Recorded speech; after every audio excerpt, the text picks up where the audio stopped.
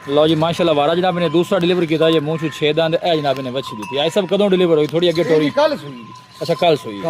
थना छना दी क्लियर है जी इंज जिवें की सोना कंडीशन है बॉडी दी हाजर मौके बोलो दे विच मेरा भाई है भाई 23 पर 20 लीटर जेड़े भरा दिल कर उत्ते आके चो लो जी जेड़ा भाई दिल करे आके चो सकदा है ऐसा बेंदा वारा ਇਹਦਾ ਵੀ ਜੀ ਦੂਜਾ ਵਾਰਾ ਇਹ ਕੱਲ ਸੂਈ ਇਹ ਵੀ ਇਹਨੇ ਬੱਚਾ ਦਿੱਤਾ अच्छा इन्हें चुआइयां किनियां हो गईयां ਇਹਦੀਆਂ ਵੀ ਜੀ ਦੋ ਚੁਆਈਆਂ ਹੋਈਆਂ ਨੇ ਦੋ ਹੀ ਹੁੰਦੀਆਂ ਹੋਈਆਂ ਨੇ थना छना दी कैसी निकली ਮੈਂ ਕਹਿੰਦਾ ਇੰਜ ਜਿਵੇਂ ਸੋਨਾ ਹੈ ਦੁੱਧ ਆਗਰ ਮੌਕੇ ਤੇ ਭਾਈ ਅਫਜ਼ਾਲ ਇਹਦੇ ਕੋਲ ਵੀ 20 22 ਕਿਲੋ ठीक हो गया जी